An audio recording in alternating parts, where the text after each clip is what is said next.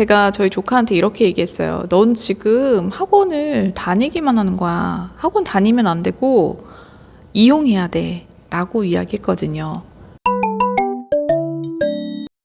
안녕하세요. 즐거운 초등영어의 지니쌤입니다. 자, 제가 지난 시간 영상에 이어서 오늘도 저희 조카 이야기를 좀 해보려고 합니다. 저희 조카가 학원을 이제 국어, 그 다음에 영어, 수학, 과학 요렇게 다니고 있다고 하더라고요. 그래서 사실 학원 숙제를 하다 보면은 하루가 다 간다고 이야기를 했어요. 그래서 제가 여러분께 오늘 드리고 싶은 이야기는 학원을 똑똑하게 이용하는 법을 좀 알려드리도록 하겠습니다. 자, 학원에서 내주는 숙제 요거 공부일까 아닐까 라는 이야기 좀 해보고요. 그리고 학원을 어떻게 하면 똑똑하게 이용할 수 있는가, 그냥 가방 들고 왔다 갔다 하는 거 말고요. 이용하셔야 됩니다. 그쵸? 그런데 이거를 잘 못하고 계시는 부모님들이 계시더라고요. 그래서 오늘 저는 이야기를 해보도록 하겠습니다. 자, 먼저 저희 조카가 학원 숙제를 하는데 시간이 굉장히 많이 뺏기고 있더라고요. 학원 숙제는 여러분 공부일까요? 아닐까요? 자, 많은 어머님들이 이거 궁금해 하시거든요. 자, 저는 학원 숙제는요, 일정 부분 공부에 해당한다고 생각을 합니다. 제 어떤 종류의 학원이냐, 어떤 종류의 숙제냐에 따라서 이게 공부다 아니다로 바뀔 수 있겠지만요. 하지만 그럼에도 불구하고 제가 이거 학원 숙제를 100% 공부해요 라고 말씀 못 드리는 이유 중에 하나가요. 학원 숙제에는요, 아무래도 능동성보다는 수동성, 그러니까 자율성을 뺏기고 수동적으로 아이들이 하게 되는 경향이 있죠.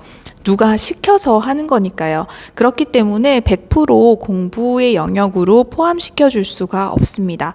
자, 그러면 우리가 거꾸로 생각해 보면요. 이 숙제를요, 공부처럼 하기 위해서는요, 본인이 능동성을 가지고 숙제를 해나가면 됩니다. 자, 그래서 제가 이런 얘기를 했더니 저희 조카가 또 그렇게 얘기해요. 아니, 근데 숙제가 너무 많아서요. 자, 그러면 우리 다시 한번 생각해 봐야 하죠. 숙제가 자기가 해결할 수 있는 범위보다 너무 많이 나오고 양이 너무 많아요. 그러면 그 학원은 좋은 학원일까요? 아닐까요? 네. 어떤 학년에 따라서 좀 다를 수는 있습니다. 사실 중학생 같은 경우에는요, 양으로 승부해야 되는 시기이기도 하기 때문에 사실 일정 부분 학습을 많이 해야 되는 부분도 있죠. 그런데 우리 초등 시기에는 어때요? 네, 초등 시기에는요, 너무 학원 숙제가 많으면요, 이거를 수동적으로 하게 돼요. 그래서 학군지의 일부 학생들 같은 경우에는 답을 베껴가는 상황들이 생기거든요. 그래서 답을 베껴가기 때문에 선생님들이 그게 체크가 안 되니까 수학 같은 경우에는 답지를 뺏는다든지 자체 교재를 만든다든지, 영어도 마찬가지예요. 영어도 시중 교재를 활용을 하며 답이 다 있잖아요, 인터넷에. 그래서 그런 것들을 다 선생님이 수거하고 그 다음에 자체 교재로 문제를 짜집기를 해서 이것의 답을 아이들이 베껴올 수 없게끔 만드는 그런 구조를 하고 있거든요. 그래서 이거는 과연 아이들한테 도움이 되는 일인가를 생각을 해보면은요, 아이들이 좀 능동적으로 어떤 학습을 하는 데는 사실 방해가 될 수 있는 요소다라고 할 수 있죠. 그래서 과도하게 많은 숙제량을 가지고 학습을 하는 것은 저는 아이들의 자율성을 해치고, 그다음에 자발적으로, 자율적으로, 능동적으로 숙제를 해나가면서 그것을 본인 것으로 학습을 하는 것으로 바꿔가는 그 과정을 하는데 좀 부정적인 요인이라고 생각을 해요. 그래서 적절한 숙제량은 필요합니다. 왜냐하면 가정에서 엄마표로 진행을 하다 보면은 이 숙제량, 그 다음에 학습량, 공부량에 대한 감이 없어요. 왜냐하면 내 아이밖에 안 보기 때문에요. 그래서 다른 친구들이 어떻게 하고 있는지는 잘 보지 못하기 때문에 학원을 다니고 그렇게 이용을 하실 때는요, 그 적절한 숙제량도 체크를 해보셔야 됩니다. 자, 그래서 아이가 그러면 그 적절한 숙제량을 가지고 능동적으로, 내가 이걸 몰랐는데 이 문제를 조금 더 풀어보면서 이해했어.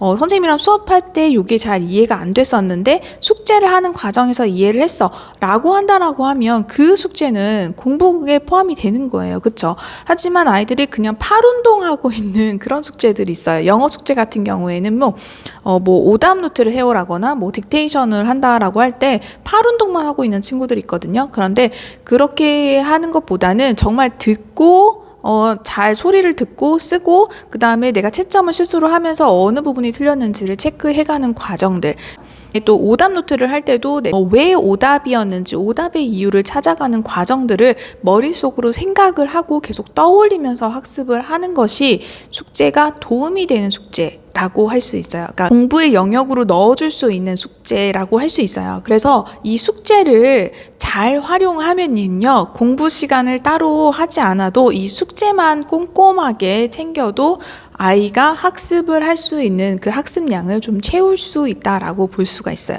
그런데 저희 조카 같은 경우는 그냥 숙제만 해가고 있더라고요. 그래서 이거를 네가 조금 더 능동적으로 해봐라. 그리고 학원에서 주는 그런 숙제들을 수동적으로 받아서 하기보다는, 학원을 왔다 갔다 다니기보다는 네가 그 학원을 다니면서 필요한 것들이 있어서 다니는 건데, 다니는 학원을 적극 활용해야 된다라는 이야기를 해줬거든요.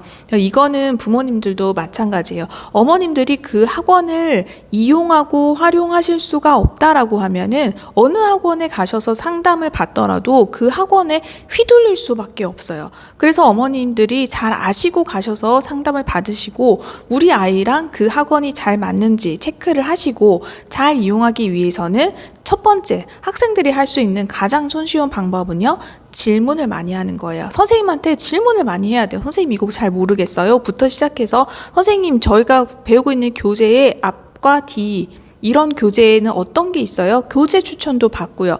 그럼 선생님 제가 다른 문제집 풀어봤는데 이런 건 잘 모르겠어요. 이거 비슷한 문제 유형이에요? 이렇게 좀 질문을 적극적으로 하는 것이 가장 도움이 돼요. 그런데 이거 학생들이 하기 굉장히 쉬운 건데도 잘 안 해요. 사실 이거는 학교에서도 같은 로직으로 좋은 습관 중에 하나거든요. 그런데 이거를 잘 활용하지 못하고 있어요. 그래서 이걸 어머님들이 도와주시기 위해서는요, 어머님들도 질문을 좀 하셔야 돼요. 이게 학원에 따지라는 얘기가 아니에요. 학원에 전화하셔가지고 막 선생님을 달달 볶으라는 이야기가 아니라 질문을 하셔야 돼요. 저희 아이가 잘 하고 있나요? 라는 질문을 하셔야 되는데, 잘 하고 있냐라고 물어보면 당연히 잘하고 있다고 대답을 하실 거예요. 학원에서는. 그래서 어머님들은 역으로 질문을 하셔야 돼요. 역으로 저희 아이가 요즘에 숙제가 잘 안 되고 있죠? 라고 하거나 또는 좀 집중을 잘 못하죠? 라고 했을 때 학원에서 아니요? 그런 일 없는데요? 라고 하면 잘하고 있는 거고요. 네. 이렇게 맞장구를 치시는 경우들이 있거든요. 그러면 정말 아이가 좀 힘들어 할 수 있어요. 그 부분이 어느 부분인지를 확인을 하셔야 돼요. 그래서 그 아이가 다니고 있는 학원에서 아이가 어느 지점을 어려워하는지, 그러니까 레벨이 높아서인지, 교재가 너무 어려워서인지, 숙제량이 많아서인지, 시간표가 좀 불편해서인지, 어떤 것이 원인인지를 파악을 하신 다음에 아이가 그 학원에서 100%의 기량을 가져올 수 있게끔 어머님들이 도와주시는 것이 학원을 잘 이용하고 활용하는 것입니다. 그냥 전기세 내주기 위해서 학원에 가방 들고 왔다 갔다 하는 거 그만해야 되잖아요. 아이들도 숙제할 때 팔운동 아니고요. 그게 공부가 될 수 있도록 가이드를 해주셔야 돼요. 그래서 우리 아이들이 어떤 숙제를 받아오고 있는지 어머님들이 체크하시고요. 어떤 숙제를 받아오고 있고 이 숙제들의 분량은 어느 만큼이고 이거를 그냥 다 끝내기 위한 끝났어. 그냥 해치웠어. 이런 의미가 아니라 그것을 숙제를 해가는 과정에서 내가 어떤 성취가 있고 숙제를 해가는 과정에서 내가 무엇을 배우고 이런 것들에 대해서 어머님들이 옆에서 계속 응원을 해주셔야 돼요. 과정이 필요한데 이 과정이 없다 보니까 아이는 숙제를 기계적으로 해가게 되고 부모님들은 부모님대로 학원에서 뭐 하는지를 전혀 모르고 계시고 이러면 정말 학원에 돈을 갖다 주는 그런 상황이 되거든요. 그래서 어머님들이 학원을 이왕 돈 내고 다니시는 거잖아요. 그러니까 그렇다고 해서 어머님들이 학원에 막 전화를 해서 계속해서 컴플레인을 하시거나 이러라는 뜻이 아니에요.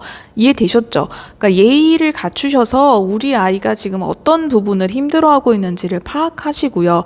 그리고 특별히 힘든 점이 없다라고 하면 우리 아이가 학원 숙제를 얼만큼 능동적으로 해나가고 있는지 그런 것들을 체크해 보시고 학원에서 활용하고 있는 교재 목록은 좀 알고 계셨으면 좋겠어요. 좋겠어요. 그러니까 뭐 수학도 마찬가지겠지만 영어 같은 경우에 교재가 너무 많거든요. 그래서 그 교재들을 체크를 해보시고 자체 교재다라고 하면 그 교재가 시중 교재에 어떤 교재들을 섞어서 만든 책인가요? 라고 질문하시고요. 그 교재의 앞단과 뒷단, 그러니까 그거보다 한 단계 낮은 거, 한 단계 높은 것의 교재가 어떤 것이 있나요? 라고 질문하셔야 돼요. 그래서 아이가 그 교재를 따라가기 버거워하면 그거보다 하나 쉬운 교재를 구입하셔가지고 이거를 추가적으로 풀려보게 한다던가, 지금 아이가 제대로 잘 따라가고 있는데 다음 단계는 뭐지? 라고 궁금하시다라고 하면 방학을 이용해서 그 윗단계의 교재를 살펴보시는 그 정도의 어떤 신경을 써주시면은 그냥 학원을 기계적으로 수동적으로 다니고 있는 것이 아니라 보다 능동적으로 우리가 조금 더 활용할 수 있도록 다니고 있는 거라고 이해하시면 될 것 같아요. 그래서 선생님과의 소통 자주 하시는 것도 좋긴 하지만 너무 자주 하시는 것도 안 좋거든요. 그래서 적당하게, 뭐든지 적당한 게 좋습니다. 그러니까 적당하게 소통을 하시되 어머님들이 오히려 가져가셔야 되는 거는요, 아이가 숙제를 얼만큼 능동적으로 하고 있는가 살펴보시고, 교재가 어떤 교재가 있는가, 어떤 교재를 우리 아이가 어떤 수준의 공부를 하고 있는가를 계속 팔로우업 하시는 거예요. 그것이 훨씬 더 현실적으로 제가 드릴 수 있는 조언이라고 하겠습니다. 그래서 학원 너무 많으니까 어떤 학원 선택해야 될지 모르겠어요 라고 질문도 많이 하시는데, 사실 그것에 대한 답을 제가 아이를 보지 않은 상황에서 칼같이 딱 답을 드리기가 어려운 상황이 많거든요. 그래서 답을 못 드리는 경우들이 있어요. 그러니까 어머님들이 근처에 있는 우리의 학원 일단 선택해서 보내시고 나서 그 다음에 다음 학원을 고민하실 때는 지금 학원에서 아이가 어떻게 따라가고 있는지 팔로우업을 잘 하셔야 다음 학원에서 상담하실 때도 어머님들이 하실 말씀이 있으시고요. 그리고 어머님들이 말씀을 많이 하시고 아이의 상황을 잘 파악하고 계시면 학원에서도 함부로 이 학생이나 어머님께 대하지 못해요. 그렇기 때문에 그렇게 잘 어머님들이 잘 알고 계시는 것이 무엇보다 중요합니다.